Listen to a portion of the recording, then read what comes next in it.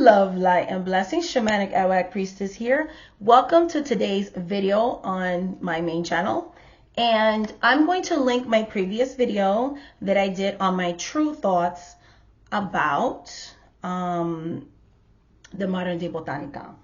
Today's video is going to be kind of my true thoughts on another topic, which is the term eclectic and the harm that that term does to people like myself, marginalized people who practice who are in closed practices, okay?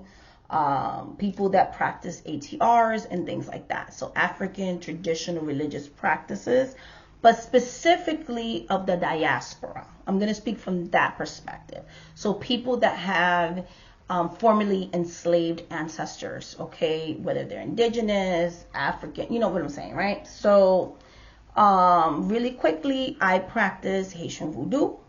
Mainly that's what I practice, if we're going to be honest. I also do practice Aperitismo, or Criollo. I do practice as well Santeria, and I do practice hoodoo. So these are all closed practices, you know, and marginalized, okay?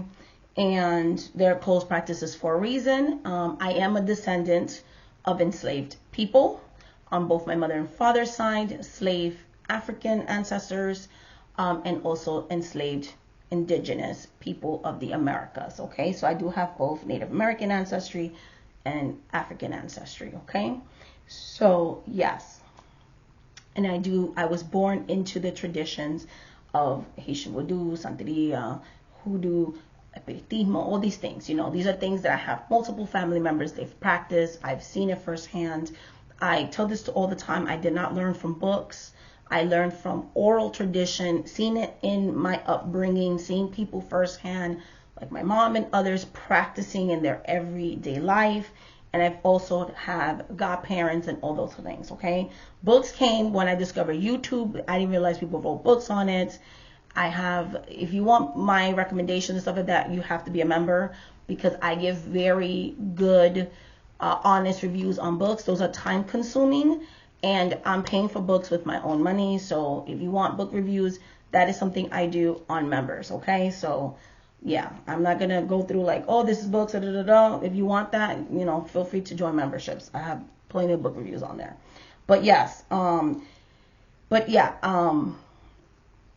story short, no, I did not learn on books, okay?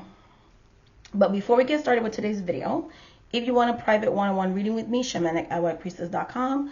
I do have a website. I do read full-time. I am your traditional tarot reader. Connect past, present, and future, time frames, predictive readings, all those things. So if you're interested in that, shamanic@priestess.com. And I also do specialized reading like spirit court investigation, see what spirits walk with you, and a bunch of other stuff. And I also do full-time spell casting, okay? So I do all those things. I work both the right and left-handed path, which means that I don't believe in threefold laws, so I don't believe in like karmic stuff, all that stuff. I do all kinds of spiritual work. As I said, I practice voodoo, so I practice hoodoo, Santeria, stuff like that. So I will help you get what you need and everything like that. I just require a consultation prior. And also, if you're interested in knowing about the ATRs and many series that I have on my channel, more mentorship type of things, learning about my practices, I have learning series on there, daily card pulls, community readings, a bunch of other really good benefits. Join the memberships. There's different tiers on that end. On the highest tier, we have a monthly meetup because I do have a coven on there as well, and that's memberships, okay? So that is that. And now we're going to get back to today's video. So my true thoughts on people when they say I'm eclectic, it's a complete turn off to me. And the reason being is not everyone, but a majority of people who like to use the term eclectic, it's just another way of saying culture vulture or culture appropriator, if we're being honest. Most of the people that use that term are people that are working with spirits outside their original culture, and they like to mix and mash things. They don't respect the traditions where the spirits come from. They don't want to go under anybody else's mentorships, follow any of the protocols, and they're just mixing and moshing things as they see fit. They take what they like, and that's about it. And that's why I said, that, and I said that kind of on my last video, which I'm going to link to this description box of this video. There's something to be said about secrecy and the importance of it. Cultural appropriation is a thing. I don't care what anybody says, it's a thing. And it's a danger to the spiritual community because they are colonizing our spirituality. I talked about it on my previous video. And it's getting to the point where it's getting harder and harder to decipher the truth from the, from the BS, the truth from, made up stuff. Because you have a lot of people that are whitewashing, watering things down, and just really messing things up. They're actually serving trickster spirits, and then people that go to them for services and all that stuff, because a lot of people get into it for money reasons, okay? And flex culture and all that stuff. Clients come to them and they're messing up people's lives, okay? And they're giving the ATRs of the diaspora a bad name. Okay, so first and foremost, these traditions such as Santeria, Haitian voodoo, hoodoo, no matter what anybody tells you, even Taino spirituality, which I practice, all these things are pretty much closed traditions, honestly. I'm going to specifically focus on this video primarily on Santeria and Haitian voodoo and hoodoo. Just to keep it simple. So keep in mind I'm talking about these ATRs specifically, but I do practice all these things, but just to keep it simplistic, but you get the point. So I want to talk about something called closed spiritual practices. What is a closed practice? Okay. A closed practice is exactly what it says. It's closed. It's not open to everybody. It's like that saying, not everybody's going to be invited to the barbecue, and not everybody should be. Okay.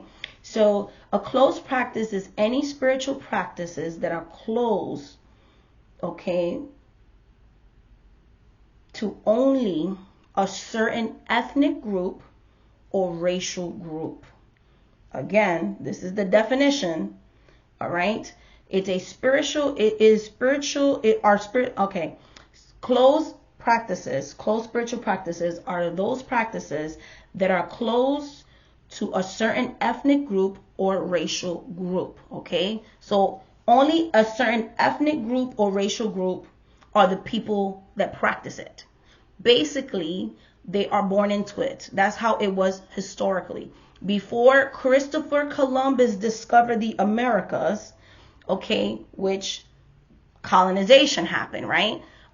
Specifically talking about, I'm going to talk about my historical stuff that happened throughout the diaspora, but now I'm going to focus on, because again, to make this video simplistic and to give a better understanding, right?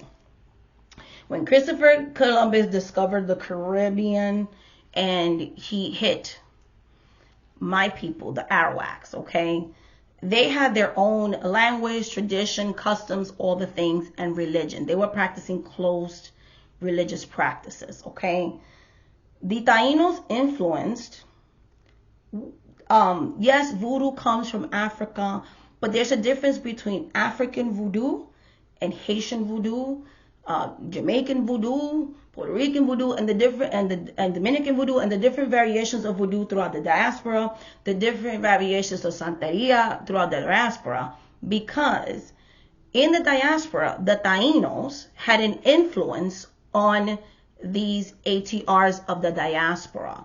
There is a protocol in how we elevate and honor the Tainos, okay, the Arawaks, the first people of the Caribbean. Many people of the Caribbean are descendants of indigenous people, which they try to tell us are extinct, but they have proved through genetic testing that that indigenous ancestry is still alive. You can be mixed, okay, but if people still have indigenous ancestry, that means that those people were not extinct. They may be mixed with other races. Some people have more of that ancestry than others, but you cannot say that a race is extinct just because they're mixed with other things, especially if they were mixed through rape and pillaging. Okay, let's keep it real. So the Tainos are not extinct. Stop lying. A lot of indigenous people are victims of paper genocide, okay? They do that on purpose because they don't want to pay us reparations and they don't want to give us land rights. They do it to a lot in the Caribbean, in the Americas. That's another video for another day, but it is what it is, okay? So the Tainos did leave us.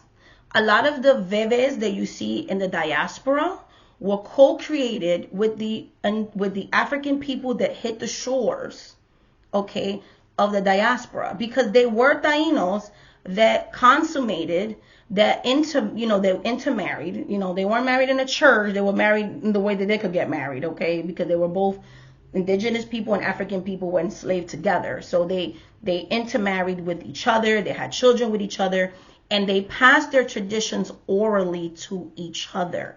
Okay, then you have the Catholicism influences through the Spaniards, and also us synchronizing our spirits through the saints. The Tainos did the same thing. Semis are also a part of a certain division of voodoo. Okay, so when they say that Taino spirituality is dead, it is not. There are different aspects. They co-created certain specific bebés that they have that are different than certain loas that you don't see in Africa, okay? This is why I practice the voodoo of the diaspora, because those are specifically my connection to my Taino ancestry and my connection to my African ancestry of my ancestors that actually hit those shores, okay? So I practice close practices that I literally inherited from my direct ancestors, from both my mother's side, from the Haitian side of my ancestry, and from the Puerto Rican side of my ancestry, okay? So I practice that. These are things that were passed down to me, not from books, not from things that I saw firsthand, and eventually financially invested into being initiated so I can then be able to help other people on a more professional, worldwide manner, because that's what my spirits wanted me to do. And I will continue getting other initiations because I want to continue to grow.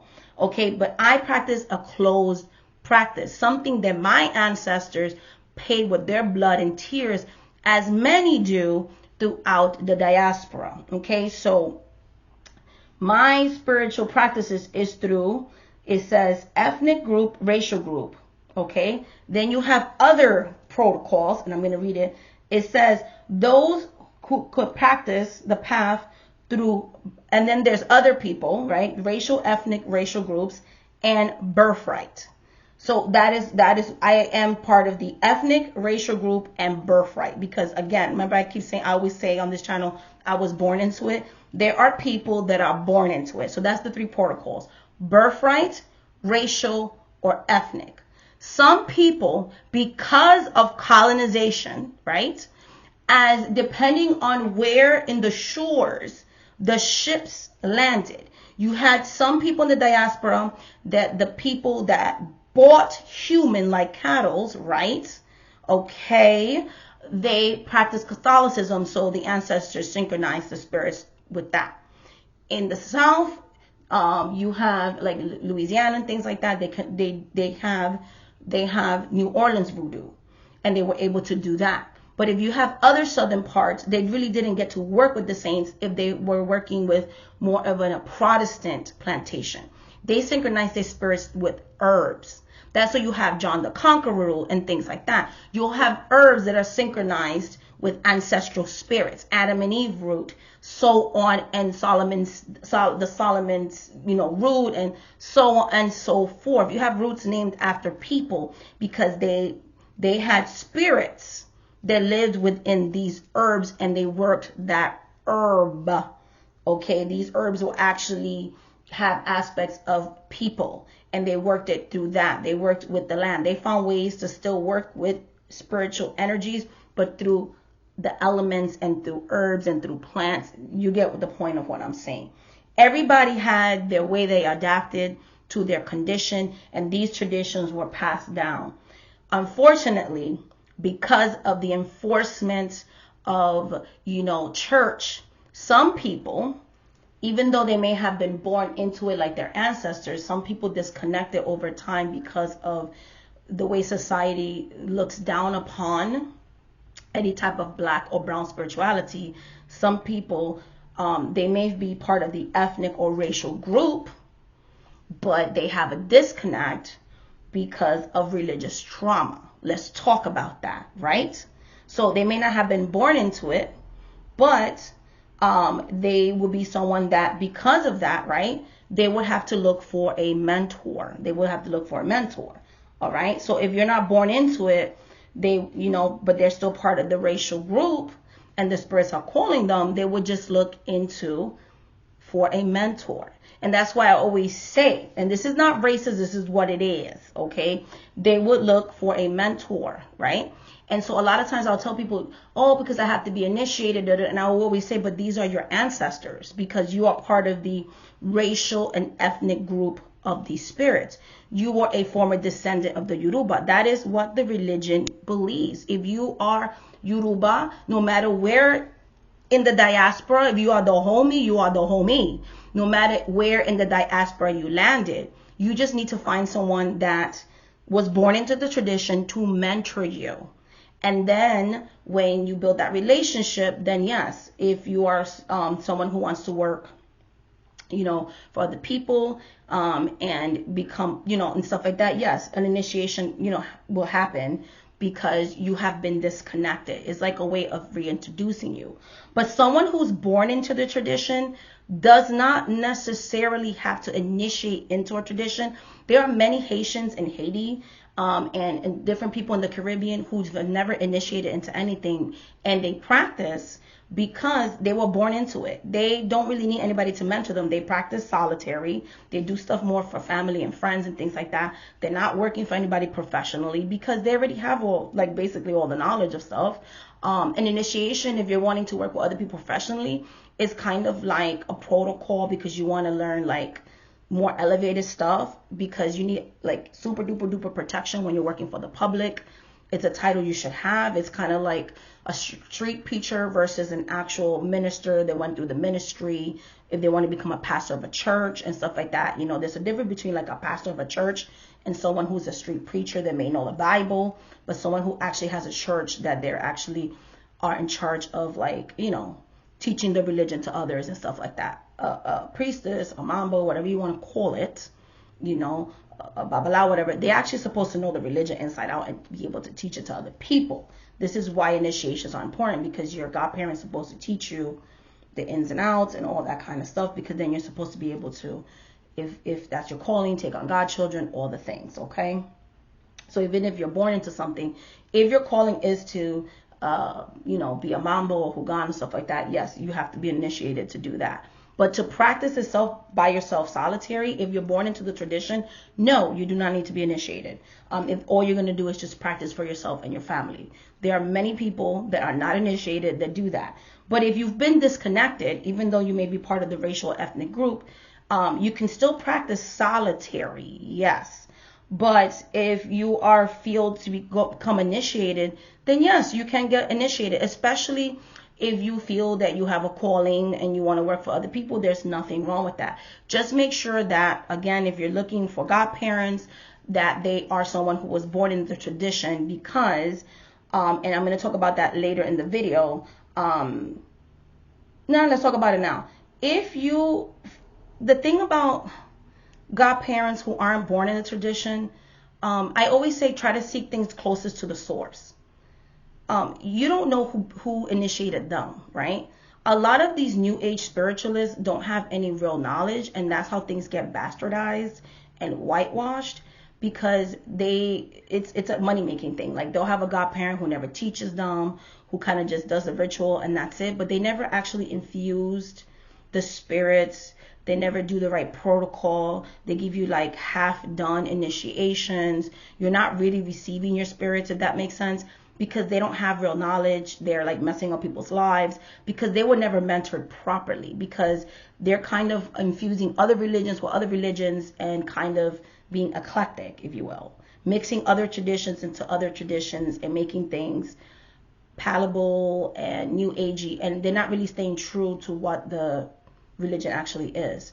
So that's why when I had my godparent and they were calling me into Haitian Voodoo, it was important to me to have someone who was actually born in Haiti, of Haitian culture, Like, but you Haitian American, I understand that.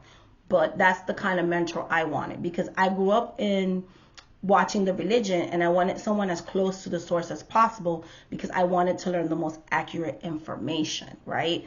And I asked for certain signs, and my guides gave me that.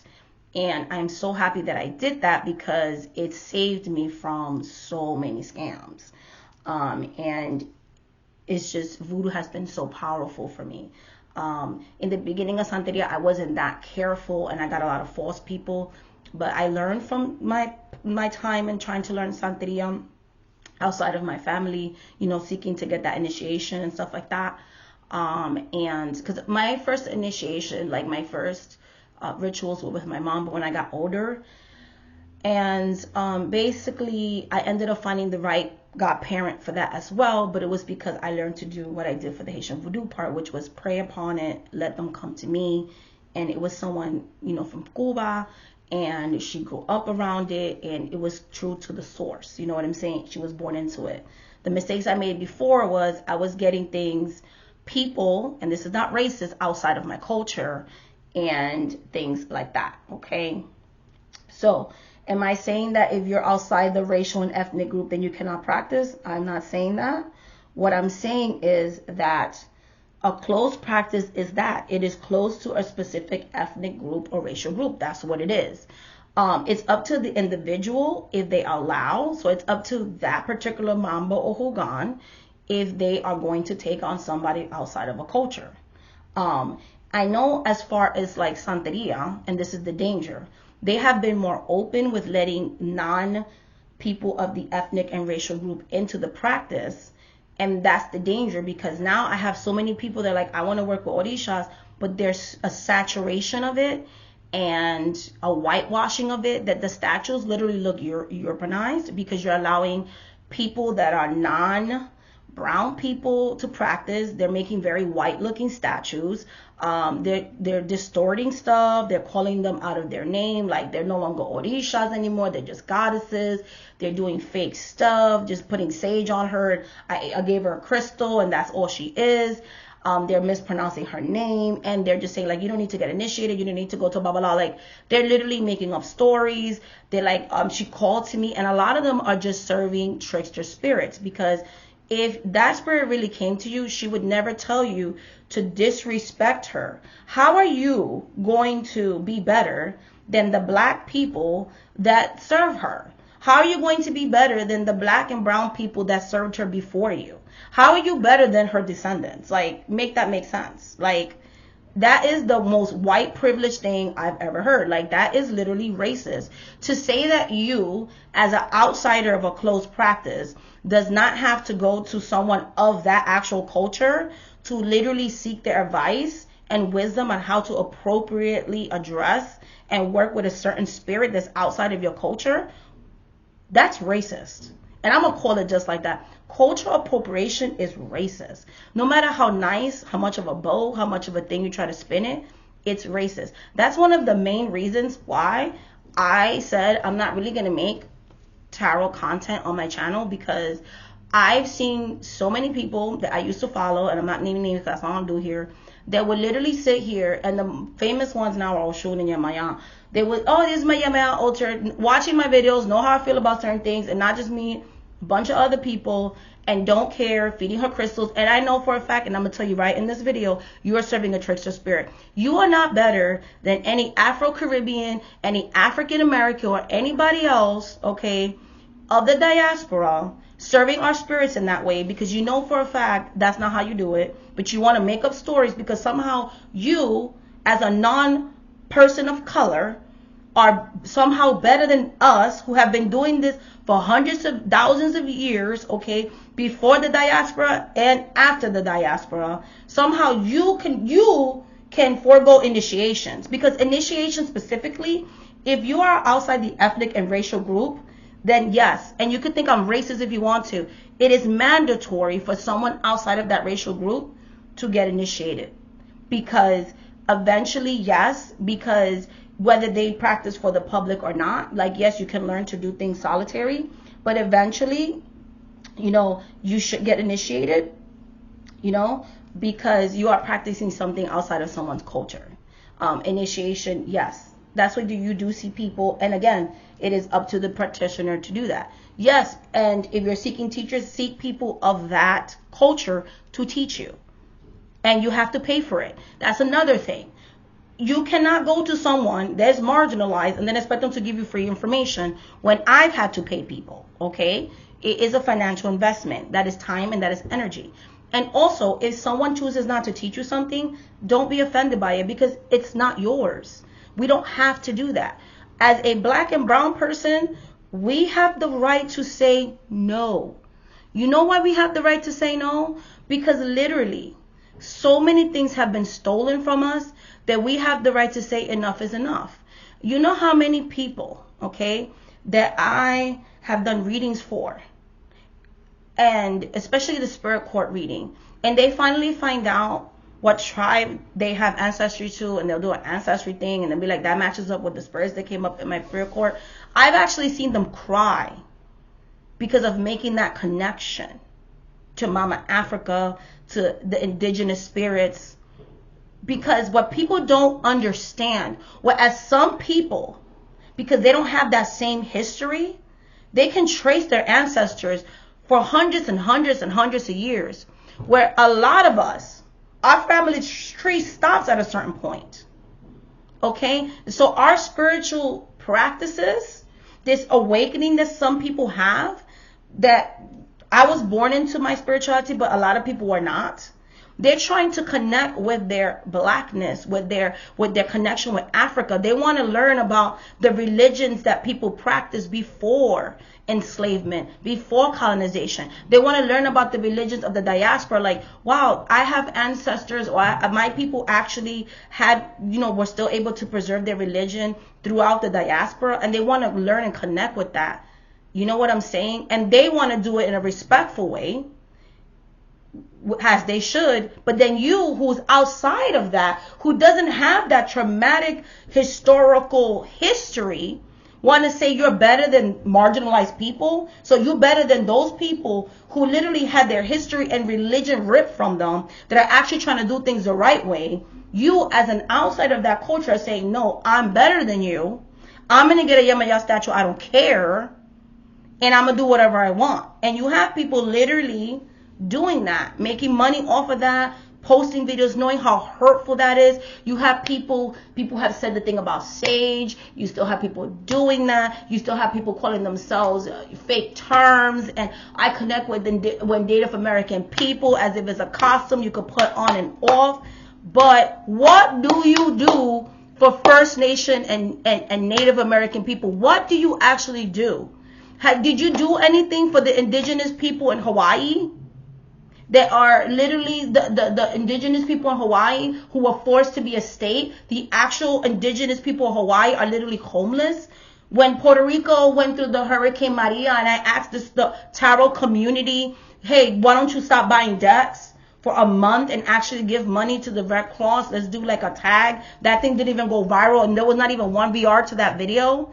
Knowing that I lost somebody through that thing, nothing happened. It was dead. It was on red. I took a month off of YouTube because I was so disappointed, because I thought I had allies in this community. And this is the reason why I said, I had just pulled away. I'm tired of wasting my energy, and I'm just still seeing the same thing of just misappropriation and cultural appropriation and all these other things. If you really feel called to work with spirits outside your culture, then respect the culture, invest in it, go to a babalao, go to a mamba, go to a hugan, and do things the right way, and learn how to set up a right altar. Respect other people's culture, respect other people's religions. Because people who are actually descendants of diaspora do buy readings, do mentorship, they do that, and they have a racial and ethnic ancestry to this. And they respect that. It's a close tradition, and say, I want to be part of that because that's my culture and I want to learn from that. So how are you, that's outside of that is not even yours, thinking you're better than that, and setting up altars and calling yourself eclectic as just a license to get away with misappropriating stuff? You are working with trickster spirits, and that practice in itself is racist and disrespectful. You are literally spitting and slapping in the face of my ancestors and the many ancestors that look like me. That's what you're doing. But you're doing it in a very non-aggressive, passive-aggressive way. Those are my real thoughts about eclectic spirituality.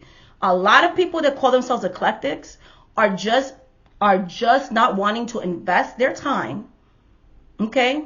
Especially when you're a non-marginalized eclectic practitioner, you just don't want to pay.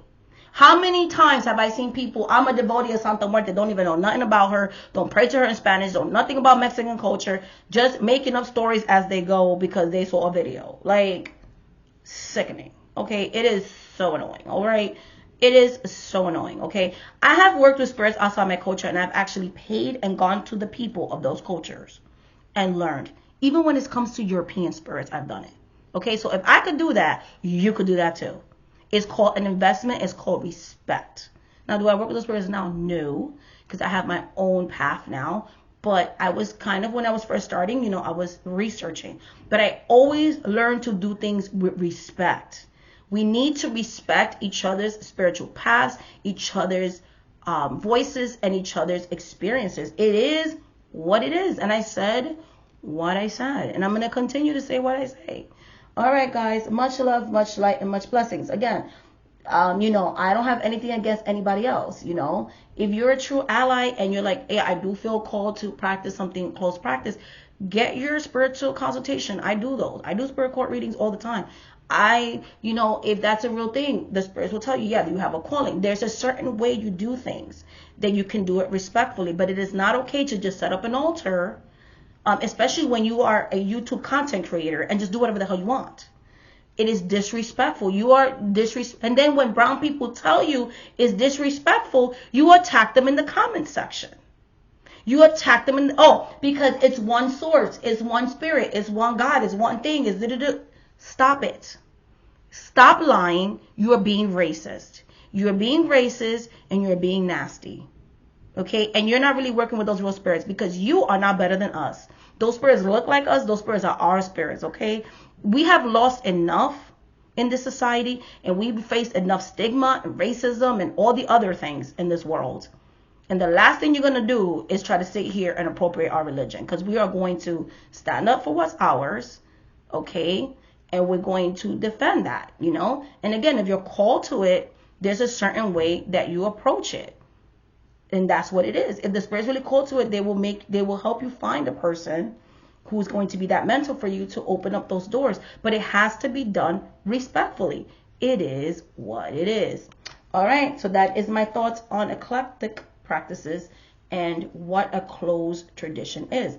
A closed tradition is something that's not supposed to be videotaped, screen recorded, showed all over the place. 90% of the stuff on TikTok, Instagram, and YouTube that people show you rituals are fake. Those are people, they got fake initiations, or they're making stuff up because saying that you practice these things are money makers, and they just doing that. I don't do none of that on this channel because I don't need to. My spiritual work speaks for itself. I speak for myself.